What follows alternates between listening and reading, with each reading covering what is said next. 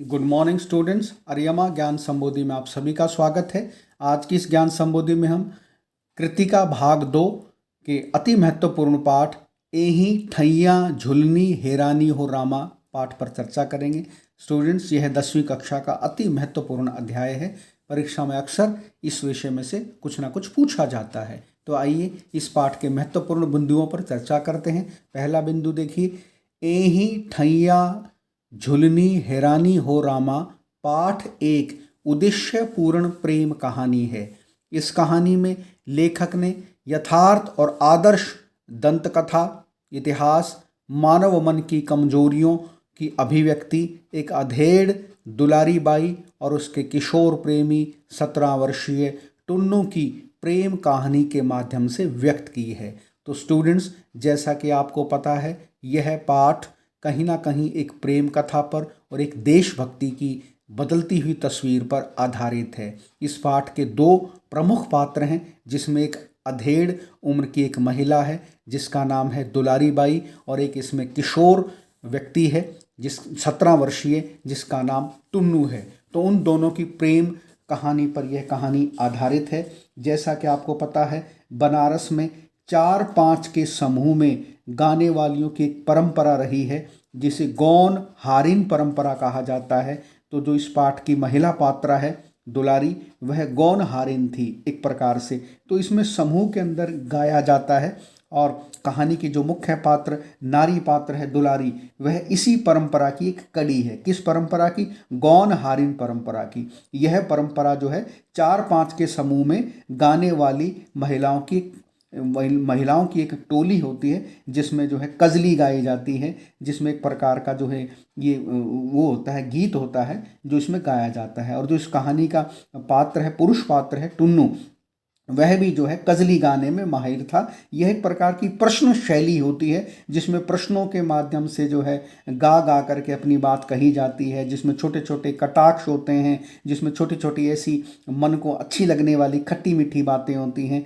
तो उन्हीं खट्टी मीठी बातों और उस कजली के माध्यम से ही दुलारी और टुन्नू नज़दीक आए थे क्योंकि दोनों ही उस प्रश्नात्मक पद्यात्मक शैली को गाने में निपुण थे और दोनों का बड़ा भारी मुकाबला होता था।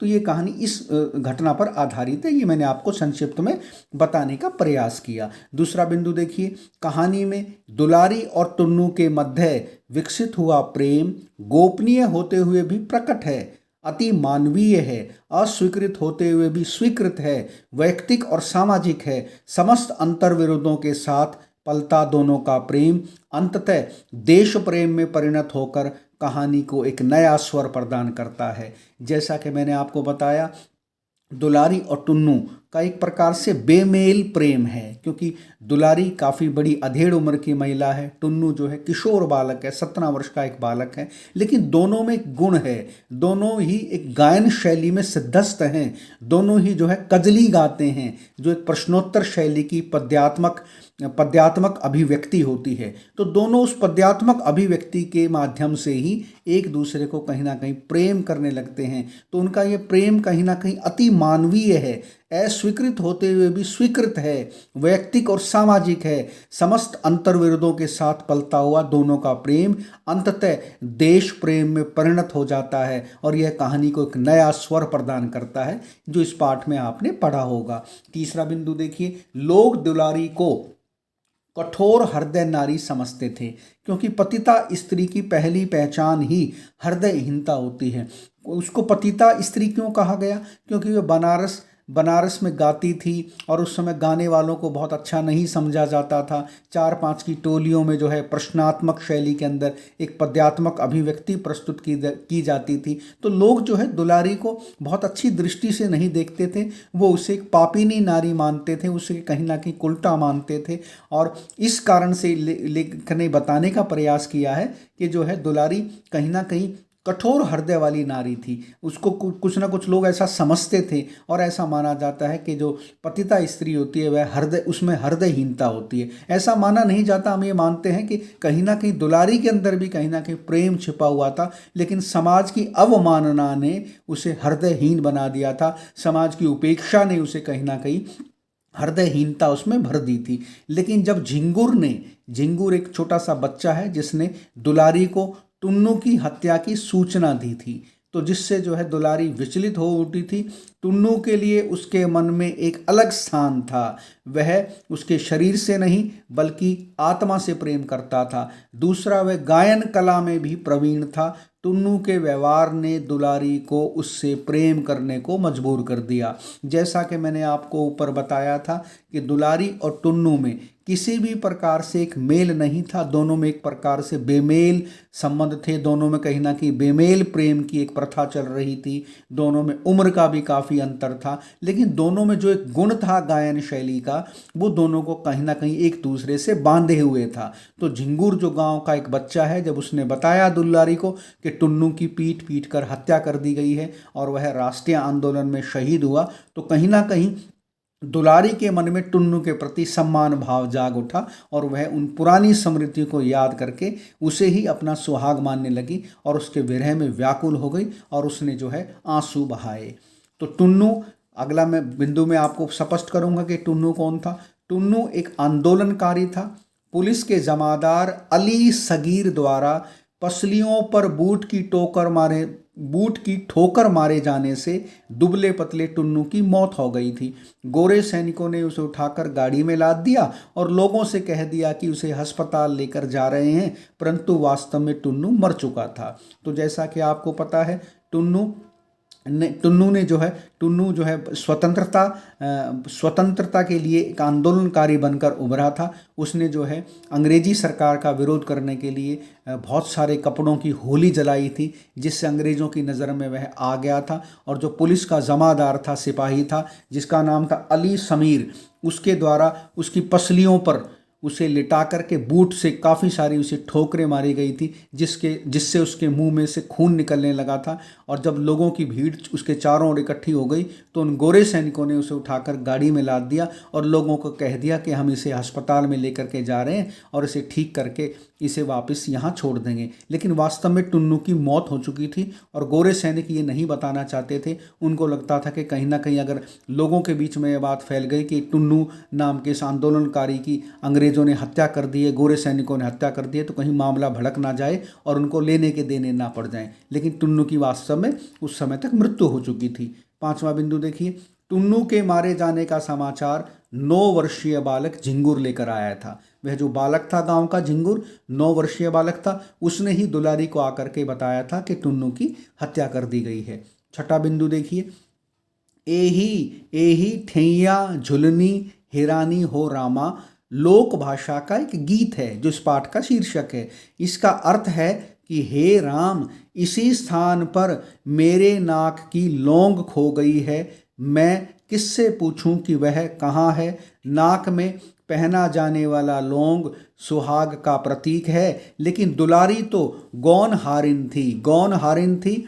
दुलारी ने टुन्नू के नाम का लौंग पहन लिया था। दुलारी टुन्नू को ही लौंग अर्थात सुहाग का प्रतीक मानकर यह गीत गाती है। यह उस समय की घटना है जब 9 साल के बच्चे झिंगुर ने दुलारी को बताया कि टुन्नू की हत्या हो गई है, तो तब उसने यह लोक भाषा का गीत गाया था। जैसा कि मैंने आपको बताया था, वो लोक भाषा के गीत गाने के लिए प्रसिद्ध थी।